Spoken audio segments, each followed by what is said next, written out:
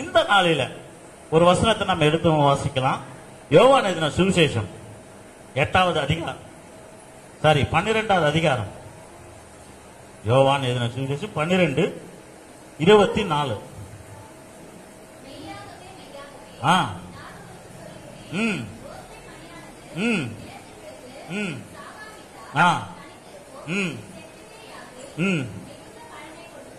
போதுங்க. இந்த வசனம் எத்தனை பேர் கேட்டிருக்கீங்க? கோதுமை மணியானது நிலத்தில் விழுந்து, கொஞ்சம் கவனிங்க, பசங்க விளையாடணும் ப்ளீஸ், அதை விட்டுருங்க. கோதுமை மணியானது நிலத்துல விழுந்து அது செத்தாதான் என்ன ஆகும்? பலனை தரும். ஏன் இதை ஆண்டவர் குறிப்பிட்டு சொல்றாரு? ஏன் ஆண்டவர் இந்த வார்த்தைய மிக அழகா இந்த வார்த்தையை சொல்றாரு? நீங்க விவசாயம் பண்ணுங்க இடத்துல நீங்க பாருங்களேன், கோதுமை விதைக்கிறவன், நெல் விதைக்கிறவன்லாம் என்ன பண்ணுவான்? ஒரே ஒரு நெல்லை போட்டுட்டு அது என்ன பண்ணுவான்? மெரிச்சு அந்த மண்ணுக்குள்ள என்ன பண்ணுவான்? புதைப்பான். அது செத்தாதான் அந்த ஒரு மணியிலிருந்து, அந்த ஒரு விதையிலிருந்து பல விதைகள், பல பலன் கொடுக்கிற அந்த நன்மைகள் எங்கிருந்து வரும்? அந்த ஒரு மணி சாவணும், செத்தாதான் அது பலனை கொடுக்கும். ஆனால் ஆண்டவர் சொல்றாரு, கோதுமை மணியானது நிலத்தில் விழுந்து சாகாவிட்டால் அது தனியா இருக்கும், அது செத்ததே ஆனால் மிகுந்த பலனை கொடுக்கும் அப்படின்னு ஆண்டவர் சொல்றாரு. இன்னைக்கு கிறிஸ்துவ வாழ்க்கையில இருக்கிற நாம, கிறிஸ்துவ வாழ்க்கை என்பது ஏதோ ஒரு சடங்காச்சரம் கிடையாது. கிறிஸ்துவ மதம் என்பது ஏதோ ஒரு சடங்காச்சரம் கிடையாது. இது மதம் அல்ல, இது மனம் மாறுவது. சரி, கிறிஸ்துவ வாழ்க்கையில இருக்கிற ஒரு மனுஷனுக்கு, ஒரு மனுஷிக்கு, கிறிஸ்துவ ஜீவியத்தில் இருக்கிற ஒரு மனுஷனுக்கு, ஒரு மனுஷிக்கு இது இந்த ஒரு வார்த்தை மிக பொருத்தமா இருக்கும், மிக சரியா இருக்கும். இந்த ஒரு வார்த்தை யாரோட வாழ்க்கையில நடந்ததோ நடப்பெறலோ நமக்கு தெரியாது. ஆனா இயேசு என்கிற தெய்வத்தின் இடத்துல இந்த வார்த்தை நிறைவேறி இருக்கிறது. அவர் கோதுமை மணி போல இந்த நிலத்துல, இந்த பூமிக்கு வந்து இங்கே மரித்ததினால் இன்றைக்கு கூடி வந்திருக்கிற நாம் எல்லாம் கோதுமை மணிகளை போல விடுதி விட்டு நாம் எரிந்து கொண்டிருக்கிறோம். அல்லேலூயா, அல்லேலூயா. வேற யாரும் நமக்கு எக்ஸாம்பிள் தேவை கிடையாது, இயேசு ஒருவர் போதும். அவர் இந்த பூமிக்கு வந்தவர். கோதுமை மணியானது நிலத்தில் விழுந்து அது செத்துறதுனாலதான் அது மரணிக்கும் பொழுது அந்த விதை பலனை கொடுக்கும். அந்த விவசாயி மகிழ்ச்சி அடைவான், அந்த விவசாயிக்கு மிக சந்தோஷமா இருக்கும். அப்ப அந்த கோதுமை மணியானது நிலத்தில் விழுந்து அது செத்து பலனை கொடுக்கும் பொழுது அதை பயிரிட்ட, அதை விதைத்த அந்த விவசாயிக்கு எவ்வளவு சந்தோஷம் இருக்குமோ, அது போல கிறிஸ்தவன் என்கிற நாம நிலத்துல விழுந்து சாகாவிட்டா பலனை கொடுக்க முடியாது. அல்லேலூயா, அல்லேலூயா. இன்னைக்கு நாம கிறிஸ்தவ வாழ்க்கைன்றது ஏதோ ஒரு ஆசீர்வாதம் வருகிற ஒரு வாழ்க்கை. கிறிஸ்தவ வாழ்க்கை என்பது ஏதோ ஒரு நன்மைகள் எதிர்பார்க்கிற ஒரு வாழ்க்கை. கிறிஸ்தவ வாழ்க்கை என்பது ஏதோ ஒரு கார் வரம், பங்களா வரம் என்கிற வாழ்க்கை இல்ல. இந்த கிறிஸ்தவ வாழ்க்கை என்பது மரிக்க வேண்டும். கிறிஸ்துவ வாழ்க்கை என்பது தேவனுக்குள்ளாக, தேவனுடைய ஜீவியத்துக்குள்ளாக எத்தனை பாடுகள் வந்தாலும், எத்தனை அவமானங்கள் வந்தாலும், எத்தனை நிந்தனைகள் வந்தாலும், யார் மிரட்டினாலும், யார் உன்னை உதாசீனப்படுத்தினாலும், யார் உன்னை பேச முடியாதபடி உனக்கு எதிராக வந்து நின்றாலும், அவர்களுக்கு முன்பதாய் நீ தைரியமாய் நின்று, நான் செத்தாலும் சாவேனே தவிர என் இயேசுவை நான் விட்டுக் கொடுக்க மாட்டேன் என்று ஒரு ஆத்துமா என்றைக்கு தன்னுடைய ஜீவனை இந்த உலகத்துக்கு கொடுக்கிறதோ அவன் மிகுந்த பலனை கொடுக்கிறவனாய் மாறுவான். அல்லேலூயா, அல்லேலூயா. இயேசு கிறிஸ்து அதுதான் செஞ்சாரு. அவர் வரும்போது தனிமையெல்லாம் வந்தார், அவர் வரும்போது தனியால வந்தார், அவர் வரும்போது தனிமையில நின்றார். அவருக்கு வந்த பாடுகள் கொஞ்சம் நஞ்சம் கிடையாது, கொஞ்சம் நஞ்சம் கிடையாது. கூட இருந்தவனை திட்டான், பக்கத்தில் இருக்கிறவன் திட்டான், எல்லாம் கேவலமா பேசுறாங்க, பிசாசு பிடிச்சவன் சொல்றாங்க, விபச்சார வீட்டுல போய் தங்குறாருன்னு சொல்றாங்க, பாவியின் வீட்டுல இருக்கிறாருன்னு சொல்றாங்க.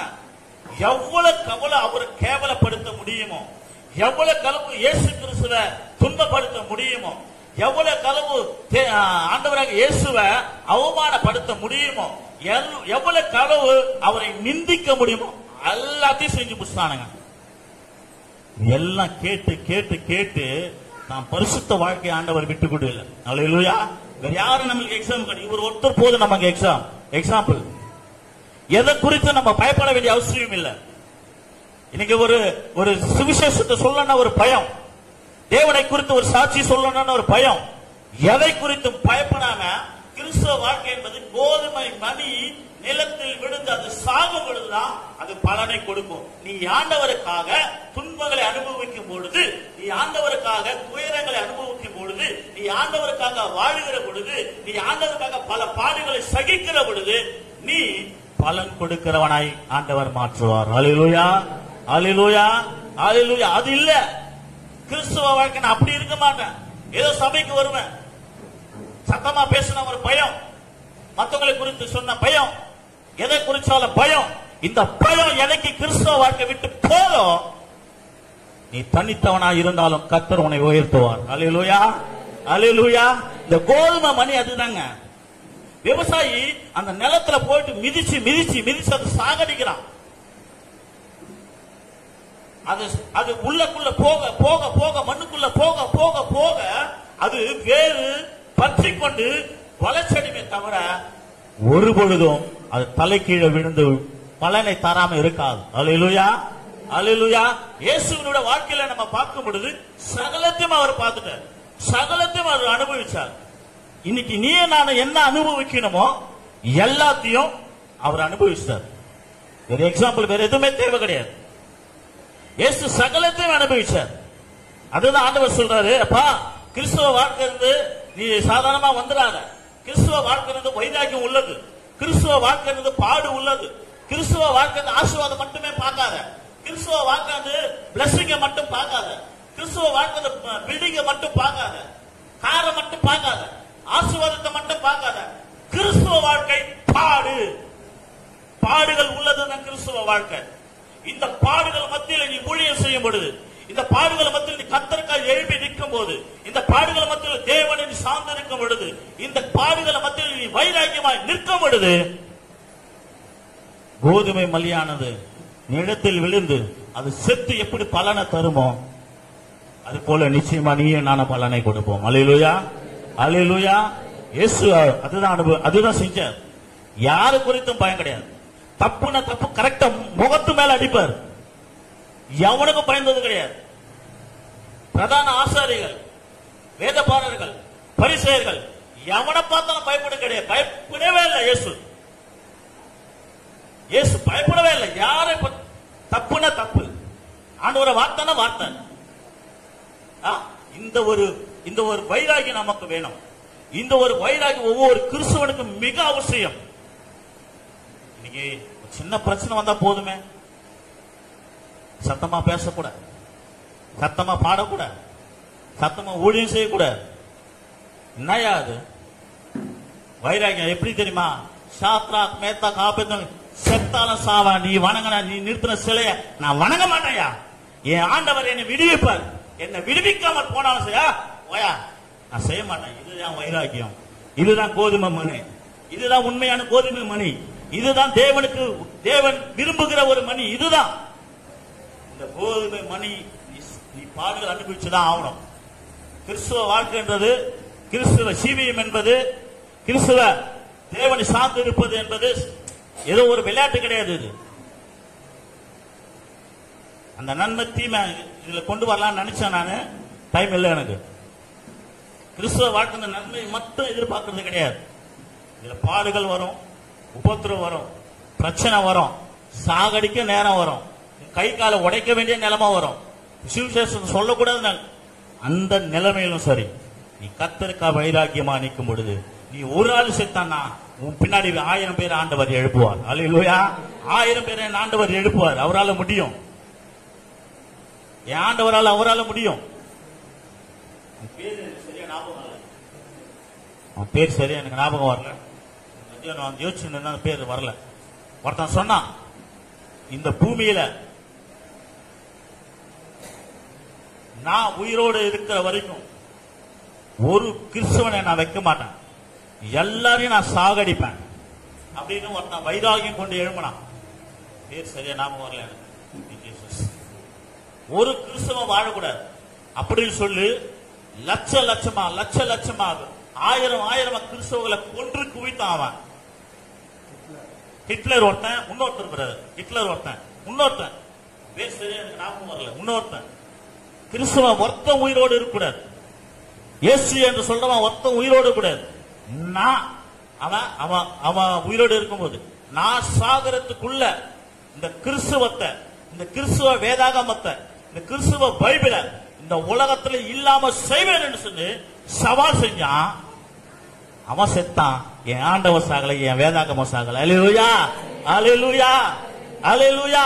கிறிஸ்துவம் என்பது யார் ஒன்ன முடக்கலாம் என்று நினைக்கலாம், யார் ஒன்ன உன்னை பயமுறுத்தி நினைக்கலாம், உன்னை பயமுறுத்தி உன்னை துக்கப்படுத்தி உன்னை அப்படி செய்வேன் இப்படி செய்வேன் என்ன வேணா செய்யலாம்.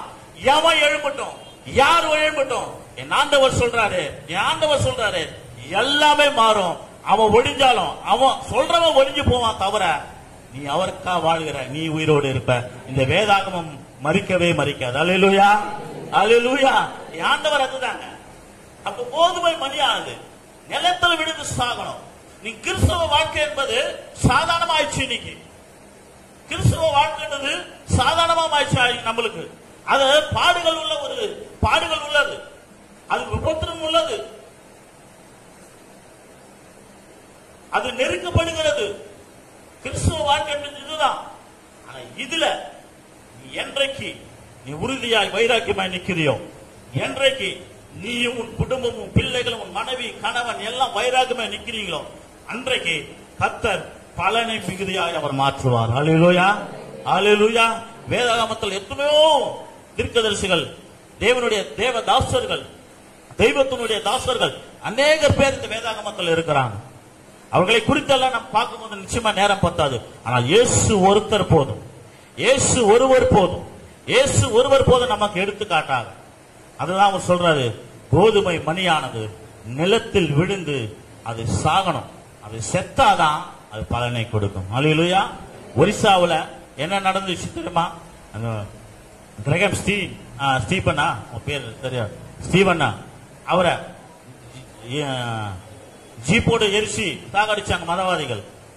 ஆனா இன்னைக்கு வரைக்கும் அந்த ஒரிசாவிலும் சரி, உத்தரப்பிரதேசத்திலும் சரி, பீகாரிலும் சரி, இன்னைக்கு வரைக்கும் மிஷினரிமார்கள் வந்து கொண்டேதான் இருக்கிறாங்க. இன்னைக்கு வரைக்கும் சுவிசேஷம் தடைப்படல, இன்னைக்கு வரைக்கும் சுவிசேஷம் போய் தான் இருக்குது. அல்லேலூயா, அல்லேலூயா. பிசாசு கொண்டு வருகிற காரியங்கள் இதெல்லாம் மரணத்தை காட்டி பயமுறுத்தி, ஏன் உன்னை விட்டு பின்னாடி கொண்டு வரலாம். எந்த இடத்துல இன்னைக்கும் அநேகர் வந்து தைரியமா சொல்றாங்க ஆண்டவருடைய ஊழியத்தை, இன்னைக்கும் செய்யறாங்க. பஞ்சாபிலும் சரி, டெல்லியிலும் சரி, ஒரு பக்கம் அக்கிரமங்கள் நடக்குது, கவனிங்க. ஒரு பக்கம் அக்கிரமம் நடக்குது, ஒரு பக்கம் துயரம் நடக்குது, அடிக்கிறாங்க, கொல்றாங்க, சபைகளை இடிக்கிறாங்க. ஆனா ஒரு பக்கம் வந்துட்டே இருக்காங்க ஊழியர்கள், ஆண்டவர் எழுப்பிக் கொண்டே இருக்கிறார். அல்லேலூயா. ஒருத்தருக்கு பின்னாடி ஒருத்தர் பின்னாடி வந்துட்டே இருக்கிறாங்க. இன்னைக்கு எழுப்புதலை காண்கிற நாட்கள் வந்துச்சு. ஆகவே இந்த கோதுமை மணியானது போல நீயும் நான் இல்லன்னா அவருடைய வருகையில கைவிடப்பட்டவர்களாய் நாம் காணப்படுவோம். அல்லேலூயா, அல்லேலூயா. எடுத்தவங்க வாசிங்க 2 கொரிந்தியர் 4:8-9. இந்த வசனத்தை நல்ல தெளிவா நிறுத்தி நிதானமா வாசிங்க. 2 கொரிந்தியர் 4:8-9.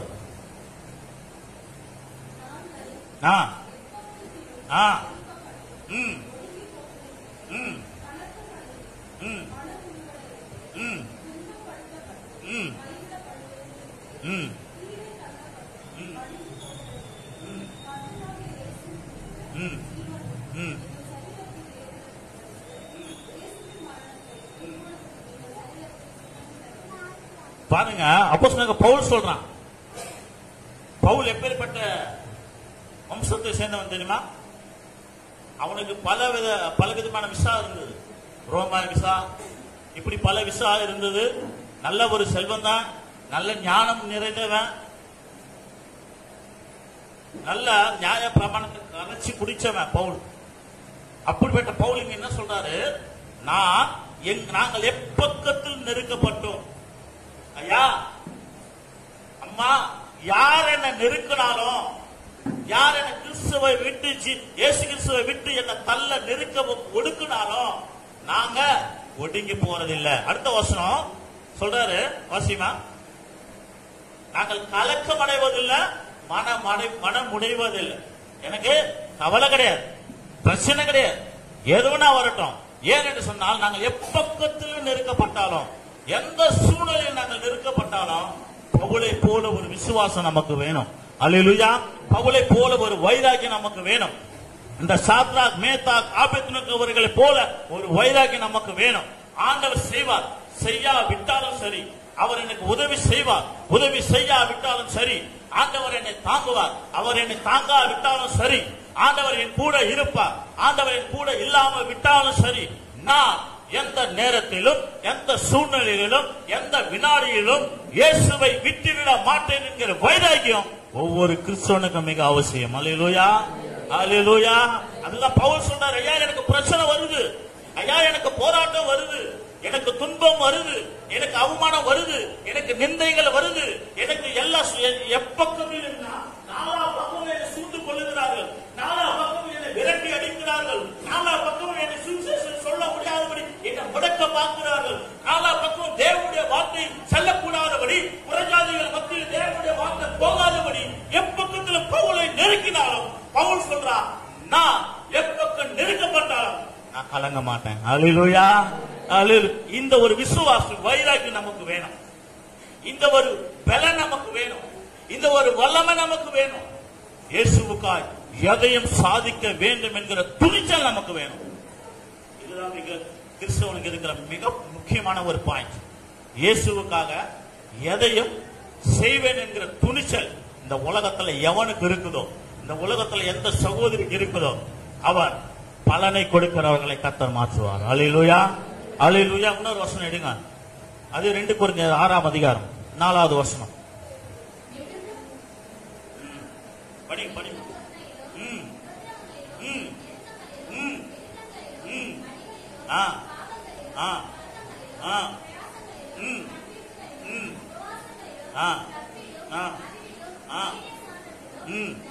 தயவிலும் பரிசுத்த ஆவியிலும் மாயமற்ற அன்பிலும் சத்திய வசனத்திலும் திவ்ய பலத்திலும் நீதியாகிய வலதிட பக்கத்து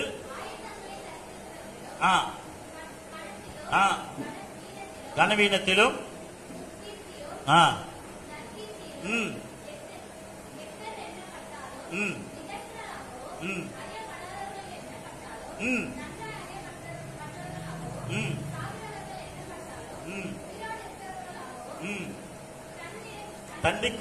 தண்டிக்கப்படுகிறவர்கள் எண்ணப்பட்டாலும்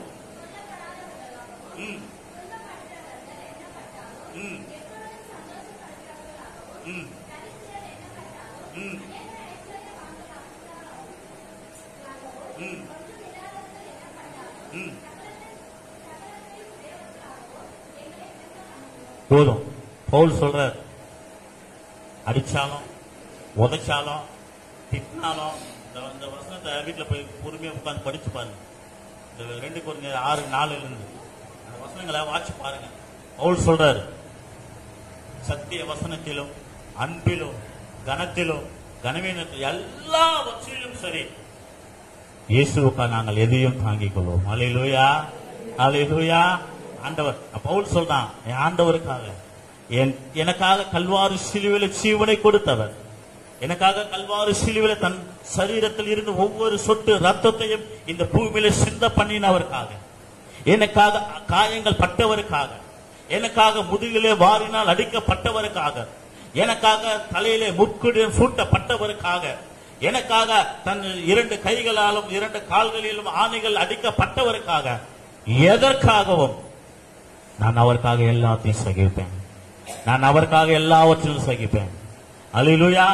இயேசுவுக்காய் சகிக்கிற ஒரு குணம் நமக்கு வேணும், பொறுமைய வேணும், எல்லாவற்றிலும் அனுபவிக்கிறவன். இன்பத்தை மட்டும் கிடையாது, பணத்தை மட்டும் கிடையாது, ஆசீர்வாதத்தை மட்டும் கிடையாது, நன்மையை மாத்திரம் கிடையாது, துன்பத்தையும் துயரத்திலும் அனுபவிக்கிறவர்களாய் நாம் மாற்றிக் கொள்ளப்பட வேண்டும். அல்லேலூயா, அல்லேலூயா. இயேசுவுக்கு எதையே அதே அப்போஸ்தலனாகிய பவுல் சொல்வாரு, கிறிஸ்து எனக்கு ஜீவன், சாவு நல்லா சொல்லுங்களேன். கிறிஸ்து எனக்கு ஜீவன். சொல்லுங்களேன். கிறிஸ்து எனக்கு ஜீவன், சாவு எனக்கு ஆதாயம். கிறிஸ்து எனக்கு ஜீவன், சாவு எனக்கு ஆதாயம்.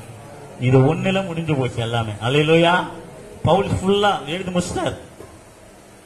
கிறிஸ்து தான் என் வாழ்க்கை, கிறிஸ்து தான் என் ஜீவியம், கிறிஸ்து தான் என் மேன்மை, கிறிஸ்து தான் எனக்கு எல்லாமே. சாவறதெல்லாம் எனக்கு ஆதாயம். அவருக்காக சாவறது, அவருக்காக அடிக்கப்படுறது, அவருக்காக நெருக்கப்படுகிறது, அவருக்காக ஒடுக்கப்படுகிறது, அவருக்காக சகல துன்பத்தில் அனுபவிக்கிறது எனக்கு ஆதாயம். ஏன் தெரியுமா? இயேசு எனக்கு ஜீவனாக இருக்கிறார். அல்லேலூயா. இயேசு எனக்கு ஜீவனை கொடுத்திருக்கிறார். அல்லேலூயா. ஆகவே யார் எதை குறித்தும் நீங்க பயப்பட வேண்டிய அவசியம் இல்லை. ஏன் தெரியுமா? இங்கே மரித்தாலும், இந்த நிமிஷம் நாம் மரித்தாலும் அப்பா சமூகத்தில் இருக்க வேண்டிய அந்த வல்லமை, அந்த கிருபை ஆண்டவர் நமக்கு கொடுத்திருக்கிறார். அல்லேலூயா. அல்லேலூயா. எதை குறித்து நீ பயப்பட வேண்டாம், யாரை குறித்தும் பயப்பட வேண்டாம். அதை செஞ்சிருவான், இதை செஞ்சிருவான், என்ன வேணா செஞ்சுட்டு போகட்டும். இந்த வாழ்க்கை ஒரு முறை தான். இந்து ஜனங்கள் சொல்லுவாங்க, எத்தனை ஜென்மம் இருக்குதுன்னு. எத்தனை ஜென்மம்? அந்த ஜென்மத்தில் என்ன பார்ப்போம்? நாய், பூனை, பன்னிக்குட்டி, கழுத, இப்படியா பிறப்போன்னு சொல்றாரு. ஆனா எங்க அப்பா அப்படி சொல்ல, இருக்கிறது ஒரு வாழ்க்கை. அந்த ஒரு வாழ்க்கை இயேசுவுக்கு கொடுப்போம். அல்லேலூயா. அந்த ஒரு வாழ்க்கை இயேசுவுக்கு கொடுப்போம்.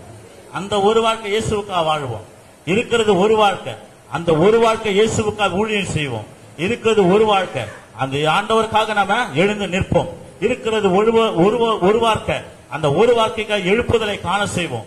இருக்கிறது ஒரே ஒரு வாழ்க்கை தான்.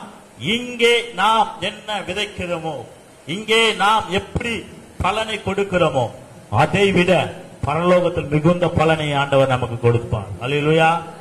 அல்லேலூயா. ஆண்டவர் அதுதான் செய்வார். இந்த பவுலை போல வைராக்கியம், சாத்ராக், மேத்தாக், ஆபேத் நேகோ வைராக்கியம் உள்ளவர்களா இருந்தாங்க. நம்முடைய வாழ்க்கையில